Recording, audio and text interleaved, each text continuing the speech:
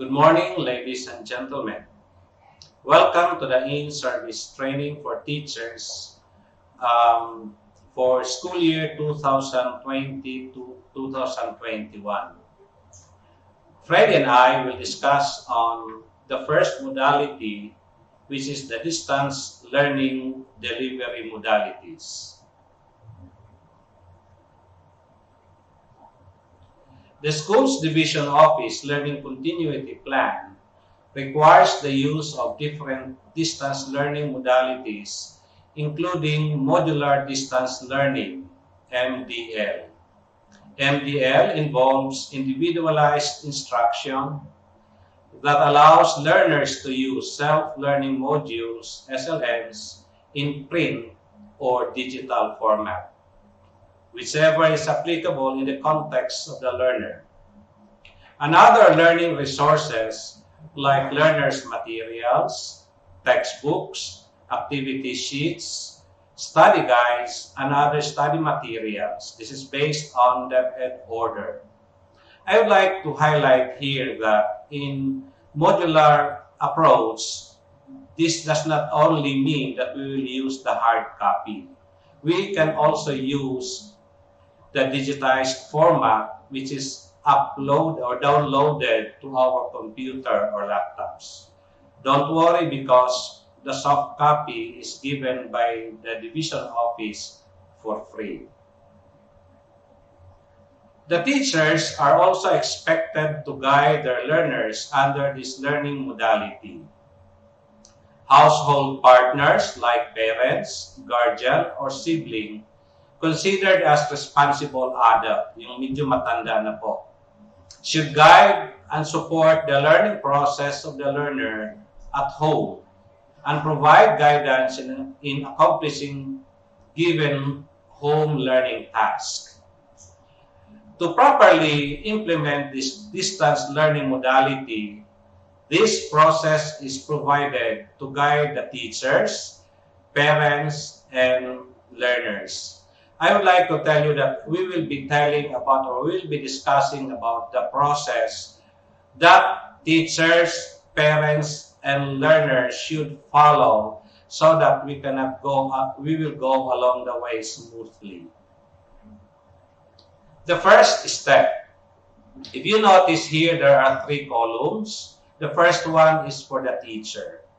The first step is teachers shall prepare the weekly home learning plan. This is based on DepEd memorandum. So we shall make it because this will guide for the 3 groups, the teachers, the parents, and the students or learners. Now, I will discuss one by one the procedures on weekly home learning preparation. Kasi dito talaga ang dapat natin pagtutuunan ng pansin. Kasi dito nag-uumpisa po ang lahat. First, refer to the most essential learning competencies in different subject areas. Meaning to say that our weekly home learning plan should be based from the MELCs also. Hindi natin ito kinukuha sa ibang mga competencies na pinanggagalingan. Letter B, gather the self-learning modules, SLMs, and other learning materials needed for the self-paced learning mode. Ang ibig sabihin po rito, kukunin natin ang lahat ng mga SLMs because doon natin gagawin ang ating weekly home learning plan because this is self-paced. Remember that we don't have any close contact with the students. Kaya kung anong pace ng mga bata, siyang dapat masusunod. Letter C. Using the SLMs as reference, accomplish the weekly learning plan by taking into consideration the learning competencies, key concepts, essential undertakings, and the learning tasks or formative assessments needed to track learners' progress in relation to the attainment of content standards. Letter D. Subject area teachers must collaborate to come up with a set of weekly home learning plans. Lumabas po ito sa test. It is not done by the supervisors, but by subject area teachers themselves for one entire quarter or grading period by integrating all subjects in one learning plan. Ang ibig sabihin dito is very, very clear na pinagsama-sama na po ang lahat ng mga subjects. When preparing the weekly home learning plan, teachers should be guided with a long-term vision of what they want their learners to master and achieve in terms of content and competencies at the end of the school year. Hence, they may start with an end in mind using the backward design. Hindi na po tayo dito lalayo para ito sa college na outcome-based. Ano ba talaga ang gusto nating ipapadevelop sa ating mga eskwela? Kumbaga always look at parang meron tayong vision kung ano ipapagawa natin sa ating mga bata. Letter F. Teachers are advised to adopt strategies that respect the unique context and diversity of learners in terms of their readiness, learning interest, and learning profile. Differentiated instruction may be manifested by giving respectful activities, interesting, engaging, challenging, through on-level tasks, above-level tasks, and below-level tasks to various groups of learners. Meaning to say that we will also consider the different levels of our students, the high, the average, and the below. Letter G. In plotting the learning tasks, teachers should strike a balance between academic rigor and socio-emotional aspect of learning. Since the completion of learning tasks are done primarily at home, learners should be given the opportunity and flexibility to manage their own learning without sacrificing time-bound attainment of learning competencies. Ito, marami tayong issue po rito tungkol sa mental health. Kaya tayong mga teachers dito, ibabalance natin yung academic rigor and the social-emotional aspect of our students. Please remember, dapat ilagay natin sa konteksto dito that we are not having face-to-face instruction with our students. Nandoon po sila sa kanya-kanyang bahay na hindi natin alam yung kanilang mga situations. Parts of weekly home learning plan. The first, learning area. I guess everybody knows what is this. They are the subjects prescribed to be taken by learners in a particular grade level or key stage. We know it, English, Science, Filipino, Math, blah, blah, blah. Letter B, learning tasks. They are formative learning opportunities created for learners to enhance their understanding of the content, which prompt them to engage intensively in the subject matter. We can find them all in the module. Ito mga learning tasks na ito. Remember, they are formative learning opportunities. It will help us guide the students to form their knowledge. Letter C, learning competencies refer to the knowledge, understanding, skill, and attitudes that learners need to demonstrate in every lesson and or learning activity. Of course, this is taken from the MELCs. Anong competencies na i-develop natin? Letter D, mode of delivery. Mode of delivery refers to the method of submission of learning outputs to include written works, products, and performances preferred by the learner, parent, based on the context or situation. Ang ibig sabihin dito, hindi itong delivery rito, hindi ito yung online o ganon. Kung paano nila ihahatid yung kanilang outputs sa eskwelahan. It may be in form of technology or it may be personal. I posted here an example or a sample of weekly home learning plan. We have here grade 7, week 1, importante yon, lagay natin. Kunwari, date, all of this is backwards, September 7 to 11. We can make it likewise in the second grading. If you notice, the first column, day and time, which is very self-explanatory. Kung anong oras yon. Learning area. I wrote here, mathematics, or whatever subjects you are handling with. Learning competency. Ito yung sinasabi kong kinukuha natin sa MELCs. Learning task. Ito, alam mo, marami ito. If you're, I guess you're very particular with the SLMs, kaya makikita niyo po ito lahat. Later on, I'll be discussing some aspects about the SLMs here. And then the mode of delivery. Ito yung sinasabi natin kung paano nila i-deliver yung output.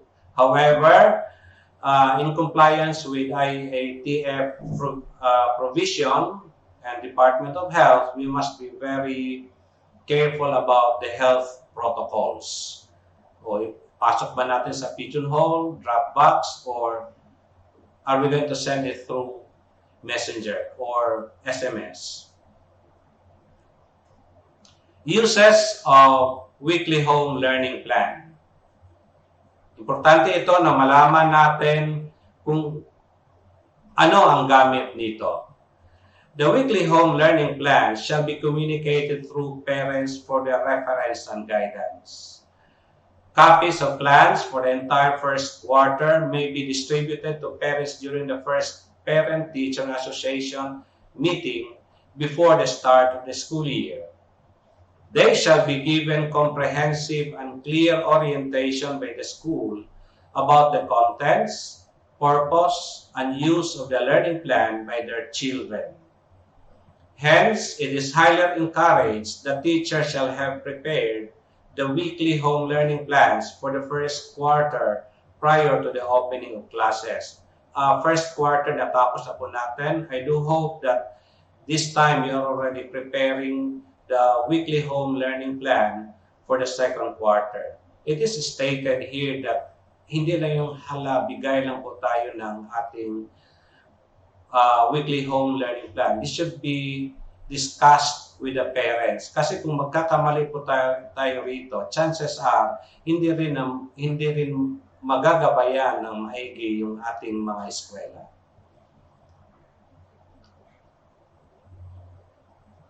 Letter B. The weekly home learning plan shall aid teachers, parents in keeping track the day-to-day in-school and off-school general learning processes as they implement the most suitable and feasible alternative learning modality based on the context of their school. Well, as I mentioned this before, this will be the guide of teachers and parents para masubaybayan po natin yung ating mga anak. Kasi baka naman kung may hawak lang ng module yung mga eskwela, first week pa lang, tatapusin na po. No, we are guided by this weekly home learning plan. Kaya nga po ay ginawa po ito ng DepEd, gumawa ng DepEd order dito para pong susundin po natin.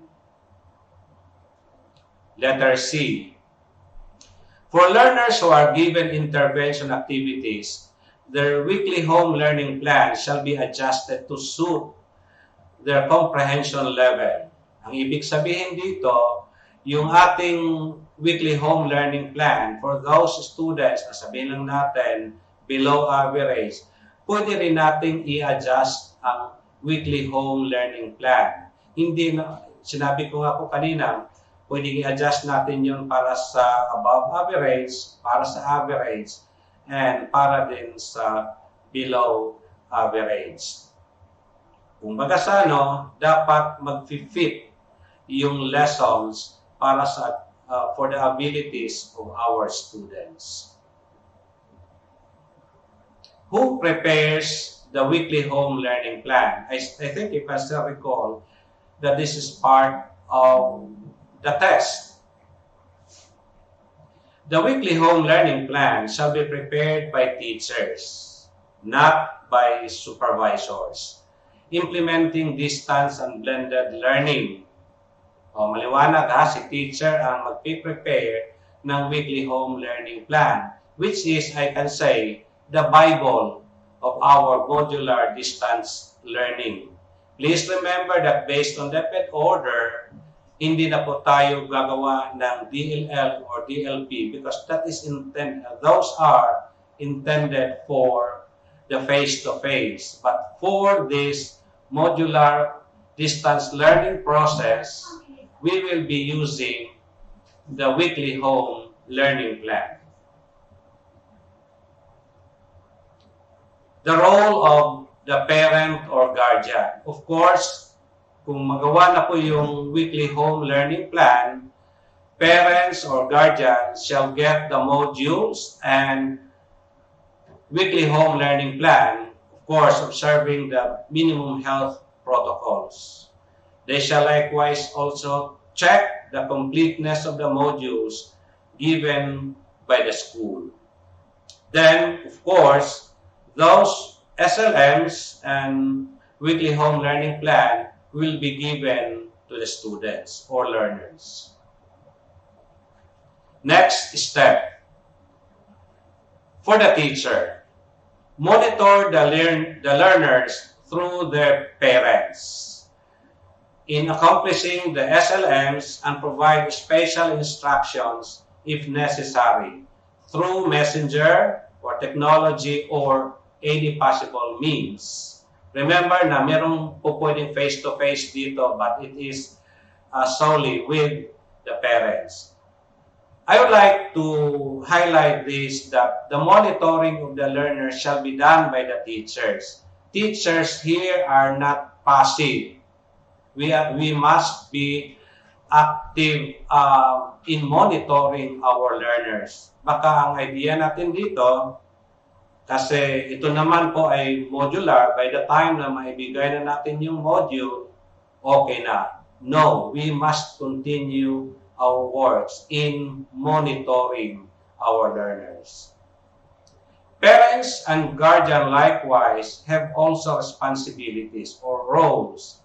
They shall assist learners in studying and accomplishing modules scheduled in the weekly home learning if necessary.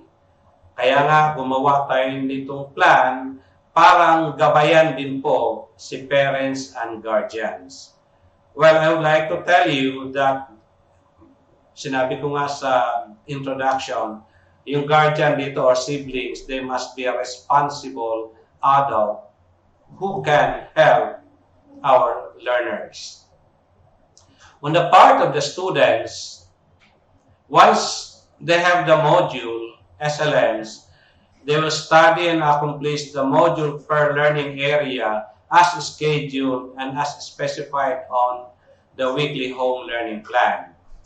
Paulit-ulit ko pong sinasabi rito na ang mag-guide po natin yung plan po natin. Hindi po yun na tatapusin kagad. We know for the fact that our modules have different parts. Itong nakalista po rito, they are 10.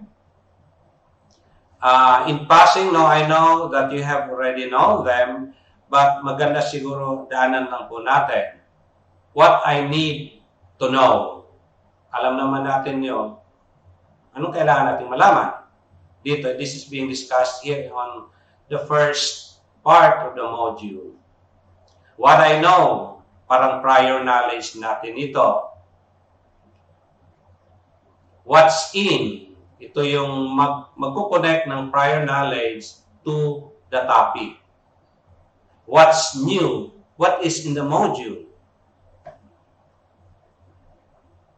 What is it? What's more, what I have learned, medyo may assessment na ito kasi nakalipas, parang discussion yun as regards to content. And what I can do is still part of the assessment. We have also here another assessment and additional activities. Next, for the parents and guardian. Okay, I hope that tanggapin po natin to, no? For the parents and guardian, they shall coordinate with the subject teachers. Be available to them for clarifications, assistance to overcome the challenging and or difficult parts of the modules, and any other concerns related to modular distance learning through Messenger, SMS. Parents, actually, we are encouraging you to meet the parents. Parent may meet the teacher in school as scheduled. Of course, we'll follow the minimum health protocol. We must remember that parents are somehow obliged to report. Meron kasi tayong schedule dito sa weekly home learning plan na magre-report si parents sa school to submit the outputs of the students. Next, our role, teacher. Teachers shall respond to the clarifications and inquiries from parents or guardians or learners in studying and accomplishing the modules through personal meeting. As I've told you, pwedeng imi-meet natin yung mga magulang kasi pumupunta naman din po talaga sila doon, or make the best out of it. Pumupunta na yung magulang sa eskwelahan, then imi-meet na natin. Or through, yung sa bata, Messenger and SMS. I hope na hindi po natin ipagdadamot yung ating oras sa ating mga eskwela. Yun po ang ating sinumpang tungkulin. Ika nga, DepEd pays us as teachers to help our students. Meron ang tanong dito, sir, paano naman sir kung nagte-text si bata 8 o'clock in the evening, sasagutin po ba namin? Makiusap kami sa inyo. Or I guess, for the fact that teachers tayo, sagutin po natin. Paano naman kung yun lang talaga ang vacant time ni parent na nag-assist ng bata? Pagkatapos, during their discussion, hindi nila naintindihan. Kumbaga sa araw, pumapasok si magulang, si bata lang ang natitira. Remember that parents are learning partners, tinutulungan si bata. Kaya, kindly answers whatever queries or clarifications that parents or learners will ask. Nasa age of technology na po tayo, kahit pa paano, makakatulong tayo sa bata in our little way. Hindi naman siguro ganong magastos yun.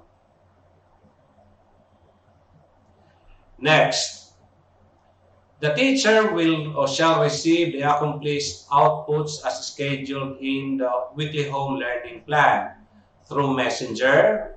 We know for the fact na pinapayagan natin sila na mag-submit ng kanilang output through Messenger or SMS. Or if not possible, si teacher pupunta sa eskwelahan para kukunin yung sinubmit ng mga outputs ng parents doon sa tawag dito sa mga pigeonholes or Dropbox. Parents and guardian may go to school as scheduled following minimum health protocol. Ulit-ulit natin sinasabi na minimum health protocols kasi iniwasan po natin ang problema rito. Baka makasuhan tayo sa IATF or sa Department of Health. Mag-submit sila ng kanilang mga outputs, yung mga eskwela, into the pigeonhole or Dropbox. Or submit the accomplished output as scheduled in the weekly home learning plan through Messenger and SMS. Inulit ko lang po ito. Ang ibig nga sabihin dito, marami namang paraan. Outputs to be submitted. May na-observe kami rito na parang hindi talaga ito nasusunod. Ito lang po ang dapat isa-submit ng mga magulang, ng mga bata doon sa eskwelahan o doon sa kanilang teachers. First, answer sheet of summative or post-assessment activity. You will be provided with summative or post-assessment activity for this second quarter. Second, accomplish parents, learners feedback form na yun ang, you can see this at the end of the module. Ito yung, bali, communication ng parents, formal communication of the parents, between the parents and the subject teacher. Number 3, performance output or output taken from the module assigned by the teacher. Kung nalilito kayo, ito yung isagawa, or what I can do, or karagdagang gawain, or additional activities. If you notice, it uses slash. Ang ibig sabihin doon, or. Ask only for one. No, it is very clear here, by virtue of the DepEd Memorandum about academic ease, only four, maximum of, minimum of 4 performance output shall be required to learners per quarter. Minimum pala ha, of 4. Hindi ho lahat ang ipapasubmit. Alam po natin na maraming parts ng module, isa lang po doon ang isa-submit per week. Meron pa nga pong discussion dito later on about the integrative aspects of the outputs, and it will be discussed by some EPS here.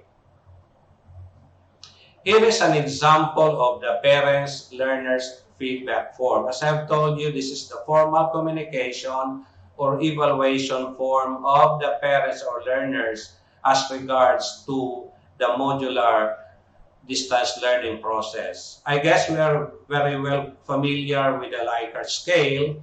The lowest score here is 0, and the highest is number 4, which is lubos na sumasang-ayon. Now, every aspect of the module here shall be graded by the parents and by the students. For more information, there are also descriptive questions here, yung saan sila nahihirapan, pwedeng isulat ng mga bata o ano pa ba ang kanilang mga suggestion. They are all presented here. And I guess you know them already na itong parents, learners feedback form ay makikita natin sa bandang hulihan sa dulo ng ating SLMs. Gagawa din po kayo ng summary of parents, learners feedback form. Here is the form. Itatabulate niyo po ito. Next, process. The teacher shall check the submitted outputs and record results. I do hope and pray that kung napapansin kasi natin dito sa modular, wala na po tayong gaanong tawag ditong classroom interaction dito kasi more on clarification, so kunting explanation na lang. So most of your time here shall be devoted to checking and recording. Then, please also provide the parents' feedbacks on the evaluation result of the learner's performance, achievement, when the parents get the next modules and work weekly home learning plan as scheduled. Ang ibig sabihin dito, meron na po kayong hard data as regards to the performance of the students. You may as well inform the parents as regards to the performance of the students. Pwede nating, again, pwedeng face-to-face with the parents, or you may also communicate through technology. Here is the example of, ito yung record book po natin, Summary of Post-Test and Performance Task Result. I guess they are very self-explanatory, subject and grade, anong quarter, anong pangalan ng learner, may written work, may performance task, and then merong remarks. Ito remarks kasi magagamit natin to sa mga bata na, especially for those who need intervention. Now, especially ito, teachers shall prepare individual learning monitoring plan for learners who are lagging behind and provide intervention, remediation, or enrichment.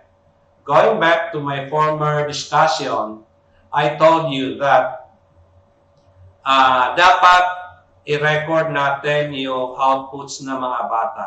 And based on their outputs, we can see sino nangangailangan dito ng remediation. Sino ang dapat natin bigyan ng enrichment dito. Katulad din dati, if you can still recall, when last two school years, there was an order for us that if the students need intervention, remediation, gawin na natin kagad. Hindi na yung mag-antay pa tayo ng katapusan ng school year bago tayo magbigay ng intervention. Ika nga, it's too late, a hero. Nakita na natin ang performance ng bata ay ganito. Nakita na natin si bata na hindi nakapag-submit ng mga outputs niya. Tawagan natin, text natin, ipakikiusap natin sa kanyang mga kaibigan na kukontakin para at least mamomonitor. As I have told you during the first part of my presentation, kasama yon, hindi yung pagbigay na lang natin sa module, okay na. No. The teaching learning process here does not end in giving out the modules. We must continue monitoring our students. Kasi doon natututo ang ating mga eskwela. Okay, meron akong sample ipinapakita sa inyo rito about the individual learning monitoring plan. I guess this is very self-explanatory, but just the same, pwede nating basahin, learner's name, isulat nyo rito, grade level, o anong learning area ang hawak nyo po. Now, for those who are handling K to 3, medyo marami ito, but for those who are handling one or two subjects, perhaps, maging dalawa rin ito. Then, learning areas, yon, ang subject pala. Then, learning needs. What do the students need? Makikita natin yung mga competencies doon na siya mababa, we can write them here. Then you can also write the intervention or the strategies na naibigay nyo. Sulat nyo rin dito. And I guess this is very important for us because remember that we are handling so many students. Isa lang masasabi ko sa inyo rito, do not rely on memory.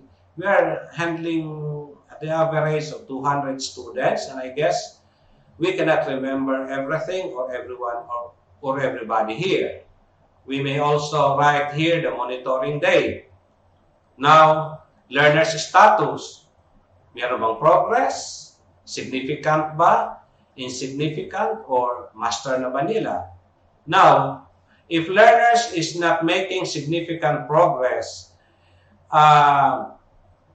magbibigay ng panibagong intervention.